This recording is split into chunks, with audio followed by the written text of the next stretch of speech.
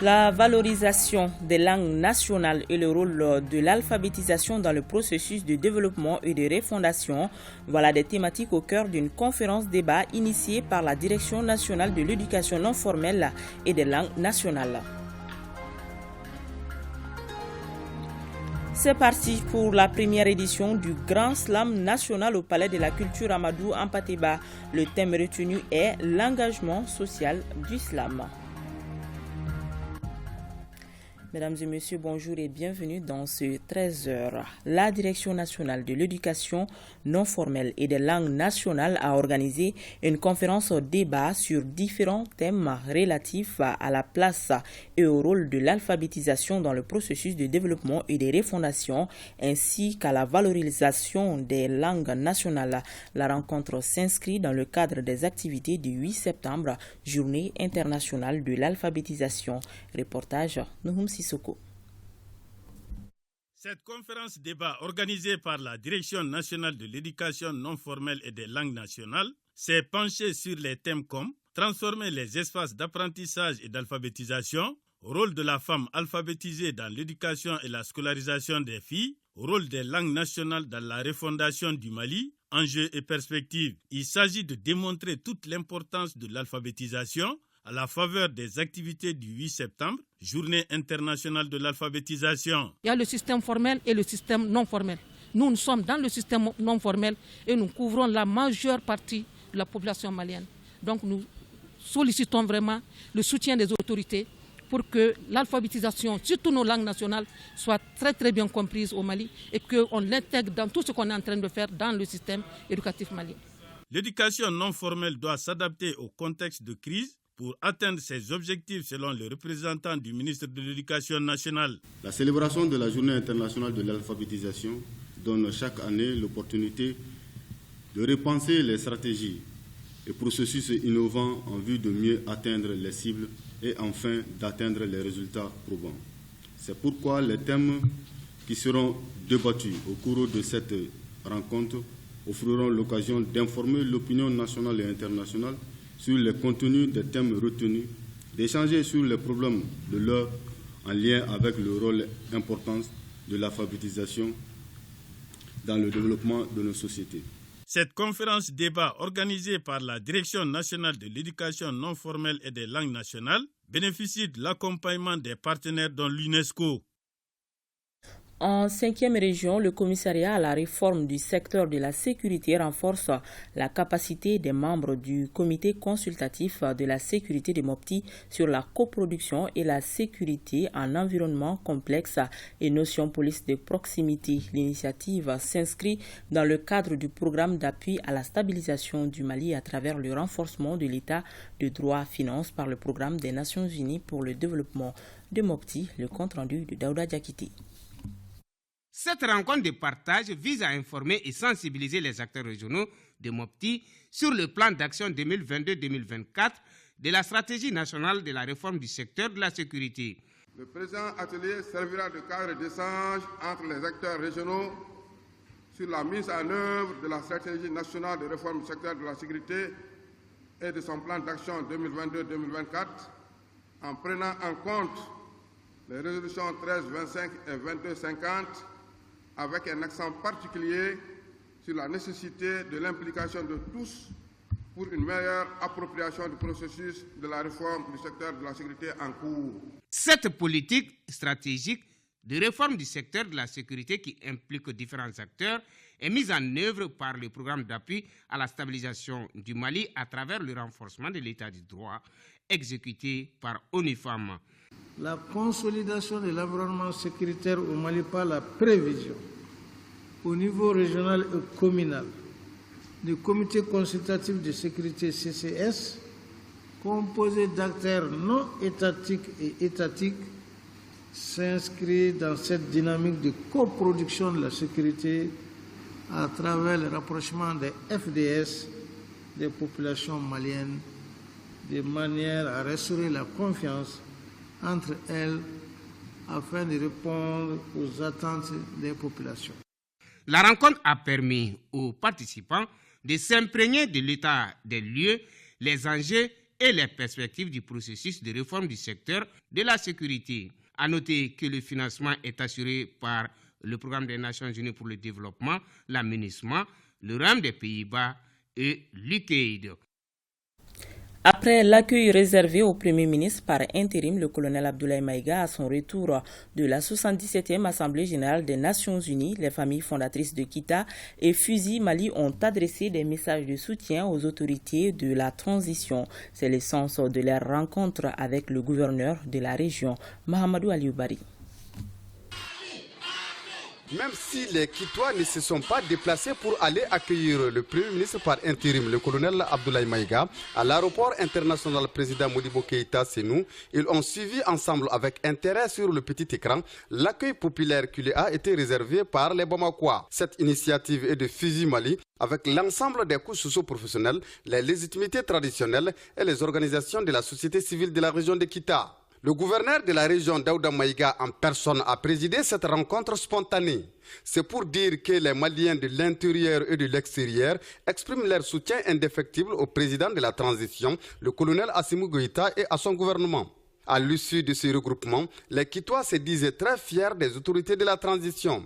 C'est l'occasion pour le chef de l'exécutif régional d'inviter les populations de sa région à faire un bloc derrière les autorités de la transition afin que le Mali retrouve toute sa souveraineté, sa dignité sur l'échiquier mondial. En troisième région, également, la coordination de Fusi Front Uni pour la sauvegarde de l'intégrité du Mali à Sikasso a répondu à l'appel patriotique lancé par les autorités du pays suite à l'arrivée du Premier ministre de New York. C'est à travers une déclaration dans laquelle le mouvement affirme sa profonde satisfaction face au discours d'Abdoulaye Maïga à la tribune des Nations Unies. Le mouvement exprime toute sa fierté et se reconnaît dans l'intervention du Premier ministre par intérim. Il demande à tous les Maliens de rester plus que jamais comme une force commune derrière les idéaux de la transition pour la refondation des Mali nouveaux. Il salue les actions posées par le colonel Assimi Goïta et prie pour que Dieu préserve le Mali contre ses ennemis ainsi que pour le repos de l'âme des disparus. Les travaux de l'atelier préparatoire de la mise en place de l'Observatoire des risques professionnels du Mali ont démarré hier à Ségou. Il s'agit pour les différents acteurs en charge des risques professionnels d'élaborer un outil d'aide à la décision en la matière. 3 jours sont mis à profit pour cet exercice. Honoré Tchenou.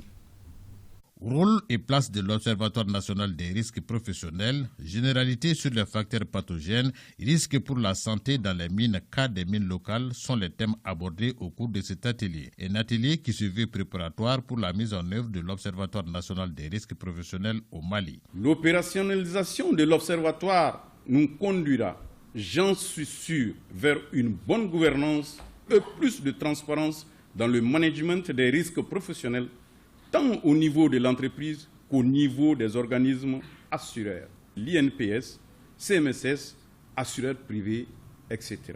3 jours durant, la cinquantaine de participants impliqués dans la gestion des risques professionnels compilent les données relatives aux facteurs des risques professionnels, accidents de travail et maladies professionnelles, afin de créer un réseau de partenariat entre les différents acteurs en charge de la gestion des risques professionnels. Face aux nombreux défis que posent les risques professionnels au sein de nos entreprises, l'Inter-Africain de prévention des risques professionnels a recommandé aux différents pays membres la mise en place des observateurs sous-régionaux nationaux des risques professionnels. C'est ainsi que le Mali, à travers l'Institut national de prévention sociale, a initié une série d'ateliers devant aboutir à la mise en place de son observatoire. Des conclusions et recommandations permettront la création de l'Observatoire national des risques professionnels à la dimension des réels besoins de prévoyance sociale. Tenue de la session ordinaire du comité d'orientation, de coordination et de suivi des actions de développement CLOCSAD à Bougouni. Cette session vise à présenter la situation de recouvrement des impôts et taxes des collectivités territoriales et apprécier le niveau de mobilisation des ressources propres d'une part et formuler des recommandations et suggestions rendant à assurer une bonne exécution des actions de développement d'autre part. Jafar Aïdara. Cette session du CLOCSAD a pour objectif de contribuer à l'amélioration de la gouvernance locale et promouvoir la synergie d'action entre les acteurs locaux de développement dans le cercle de Bougouni. Pour permettre une meilleure articulation des actions de développement au niveau des collectivités territoriales, régions cercles communes, et pour pallier certaines difficultés constatées, telles que la multitude des cas de concertation, l'insuffisance des services déconcentrés de l'État et d'agents des collectivités, ces comités doivent se tenir en concertation, réunissant tous les acteurs de développement dans la localité. Et cela sous la présidence des chefs de circonscription administrative. C'est ainsi, ils sont à cet effet des cadres de pilotage et de suivi de mise en œuvre des outils de planification spatiale et économique. Au cours de cette session, des échanges sur la gouvernance des collectivités et le recouvrement des ressources des collectivités ont été débattus par les participants. Cette tribune, considérée comme étant un espace idéal, m'offre ainsi l'occasion d'inviter tous les acteurs ici présents à une implication efficace et efficiente au cours des débats pour un meilleur développement de notre cercle. À l'issue des travaux, des recommandations ont été formulées qui sont entre autres la prise en charge des prochaines sessions du CLOCSAD, la régularité des sessions du CLOCSAD, dégager des stratégies et pour une meilleure mobilisation des ressources des collectivités. Dans le cadre de la mise en œuvre des activités du projet Young Wash Connect, l'Association des jeunes professionnels de l'eau et de l'assainissement a organisé une mini-conférence. L'accès à l'eau potable de 1960 à nos jours était le thème des échanges initiés le 22 septembre dernier à Bamako. Fademba Keita.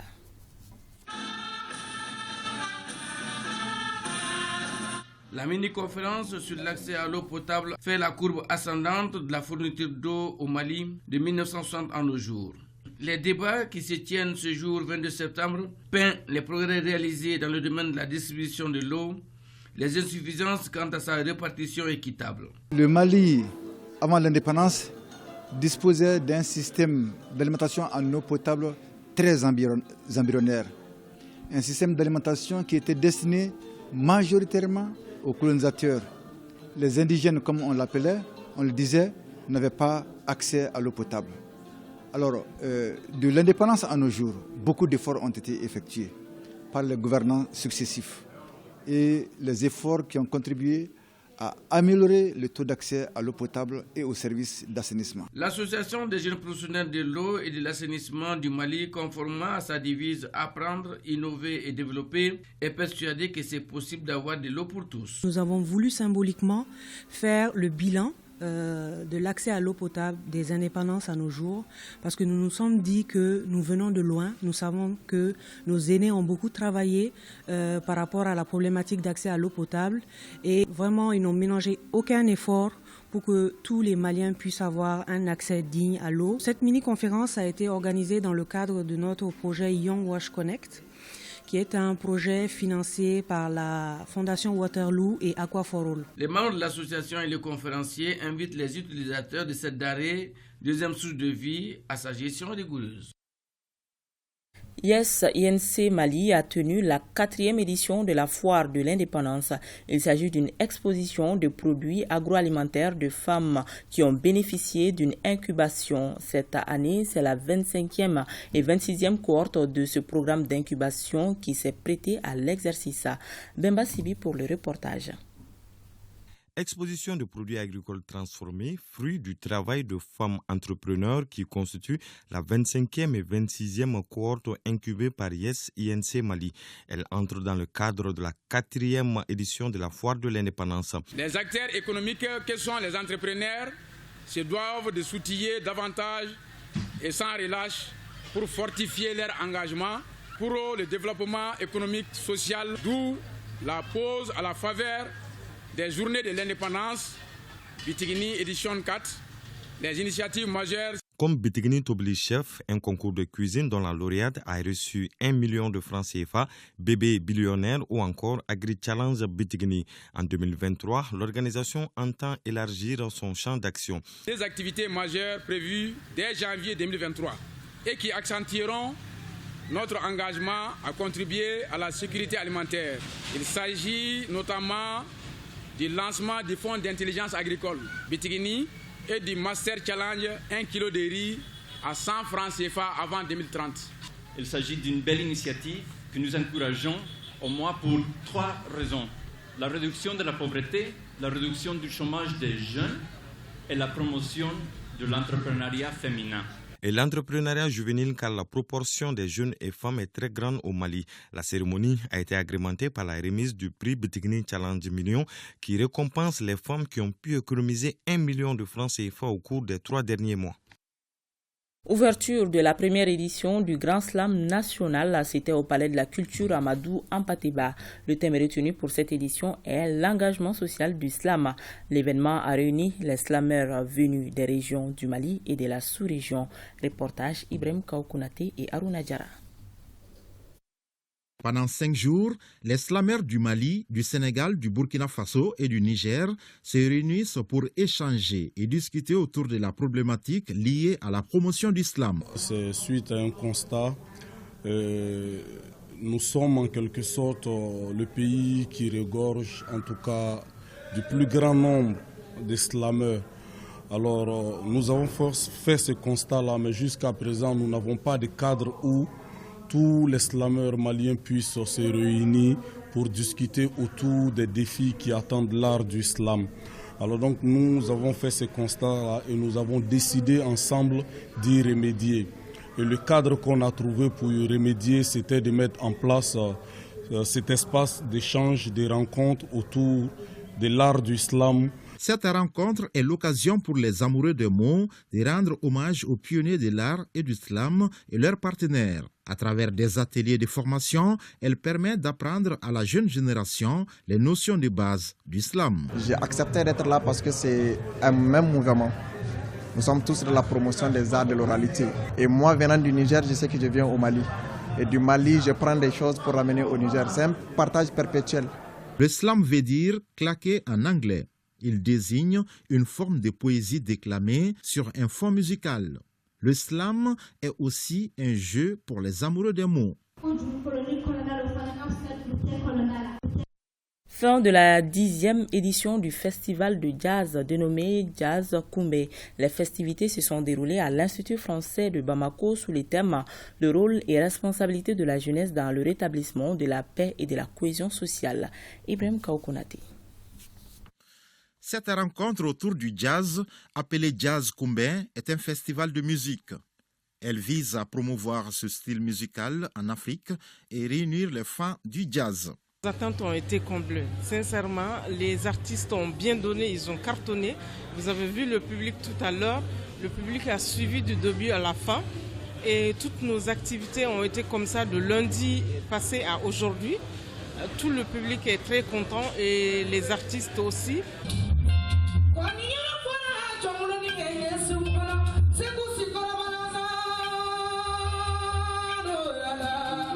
La cérémonie de clôture de cette 10e édition a été une tribune de retrouvailles permettant aux artistes de partager la scène. Je suis devenu parrain de ce festival où j'ai pu faire venir pas mal de musiciens illustres de jazz, d'afro-jazz aussi, qui sont venus exceller ici à l'Institut français et ailleurs.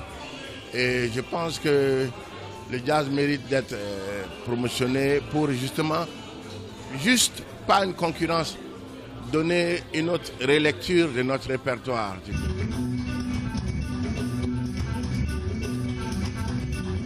Pour la 10e fois consécutive, Jazz Koumbe est organisé par l'association culturelle Nyoron Koumbe.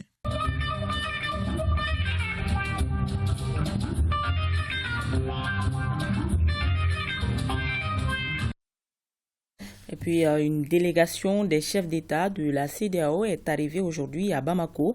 Il s'agit des présidents gambiens et ghanéens ainsi que le ministre togolais des Affaires étrangères. La délégation aura des échanges avec les plus hautes autorités du Mali, notamment le président de la transition. Voilà en image. La délégation des chefs d'État de la CEDEAO. Voilà, et c'est ce qui met fin à cette édition. Merci à toute l'équipe de réalisation et à vous de l'avoir suivi. Bon après-midi à tous.